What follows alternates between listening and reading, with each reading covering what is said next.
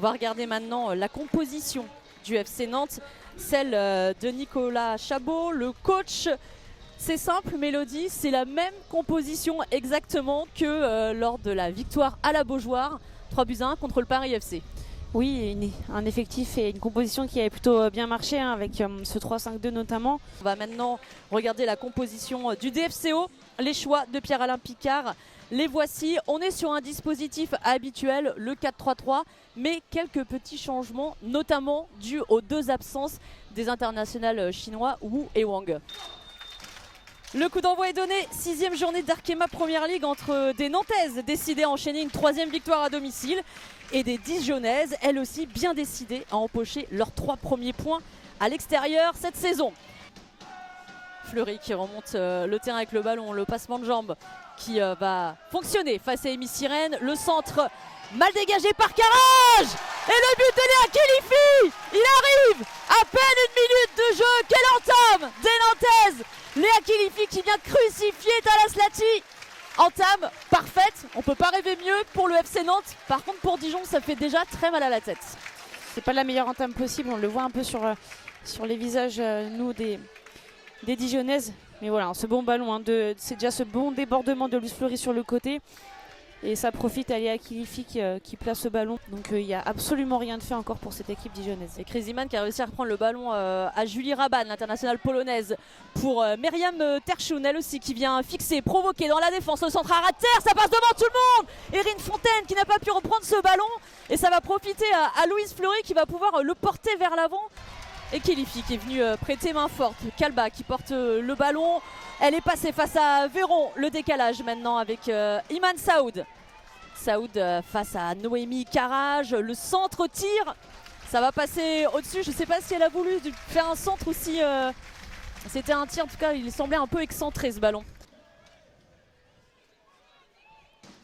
Thalas Lati avec Elouine.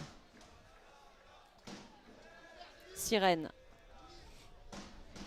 Et le ballon bien récupéré là par Maureen Cosson qui va continuer son mouvement vers l'avant. On la retrouve, Maureen Cosson. Le poteau de Maureen Cosson. Que c'était beau, que c'était bien joué de la part du FC Nantes. Elle était au départ de la passe, de cette récupération. Elle a voulu terminer cette action. Elles ont très bien combiné, hein, juste avant ce ralenti avec Lucie Kalba. C'est Thalas Lati qui sort ce ballon, qui le dévie sur le poteau. Comme certaines m'ont dit, on a l'impression que ça fait plusieurs années qu'on joue ensemble tellement on se sent bien. Terchoun, superbement récupéré. Terchoun dans la surface. Ce sera pour Domine. L'arrêt d'Emily Burns. Sirène avec Fontaine. Il y a le dédoublement de Sirène. On va la retrouver à l'entrée de la surface. Le tir de Domine. Capté par Emily Burns. On n'ira pas plus loin. C'est sur ce score de 1-0 en faveur de Nantes qu'on siffle la mi-temps.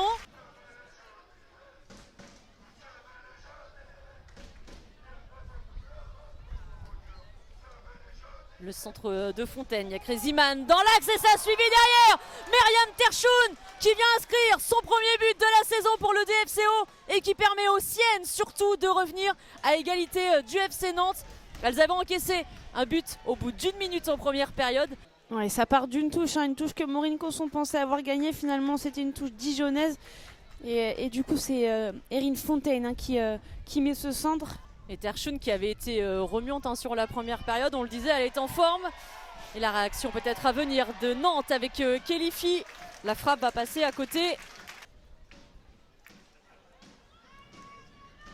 Carrage avec Declerc. C'est passé juste, repris par les Nantaises. Khelifi, la bonne passe pour Saoud. Saoud à l'intérieur de la surface, frappe un peu trop écrasée. Saoud qui a été gêné par Margot Véron qui défend très bien. Une solution dans le cœur du jeu avec Grevoska qui peut lancer maintenant Erin Fontaine sur son côté droit. Il y a Domine qui a fait le dédoublement, va choisir l'intérieur du jeu. Erin Fontaine est passée de l'autre côté avec Nadia Crazyman. La bonne passe à l'intérieur de la surface de réparation. La frappe, il y a Domine aussi dans l'axe. On voit Myriam Terchoun qui est à l'affût du pressing. Oui, là, elle a même taclé Et Erin Fontaine qui a réussi à reprendre le ballon derrière. C'est très bien l'agressivité des Dijonnaises. Mais j'ai quand même l'impression qu'il y a faute. Le pied droit de Declercq, c'est direct! Et c'est dedans pour Léa Declercq! Magnifique coup franc! Et Dijon qui passe devant maintenant, 2-1.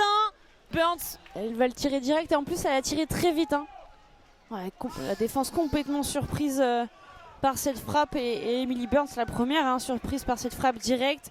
Le sang frais aussi va peut-être faire du bien sur le terrain, l'entrée de Julie, parce que, oh attention, cette perte de balle de Sirène avec Louise Fleury, le décalage pour Paljevic. Et c'est pas terminé pour Nantes, la feinte de Mélissa Betty qui va elle aussi aller dans la surface de réparation. Elle arrive à centrer, Betty, renvoyée par Noémie Carrage.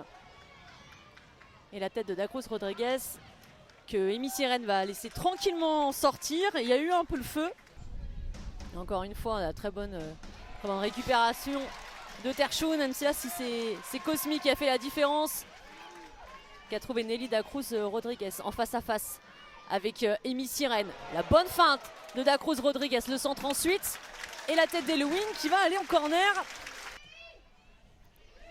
Le centre pour Éloissin, le contrôle d'Éloissin. Après, c'était difficile pour elle de faire quelque chose de puissant dans la position où elle était. Fleury en une touche avec Cosson, la talonnade de Kelifi, récupérée par Amy Sirène.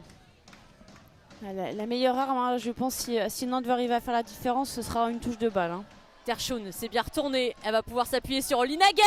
Et Terchoun qui a manqué un petit peu son geste, le ballon qui roule en dehors du terrain. Et on voit Crazyman qui continue aussi le pressing, qui essaye d'empêcher ses relances courtes. Pas de possibilité d'avoir une nouvelle attaque pour les Nantaises. L'arbitre qui siffle la fin du match et c'est une défaite à domicile ici au stade Marcel Sopin pour Nantes. Une défaite 2-1 face à des Dijonnaises qui ont réalisé une excellente seconde période.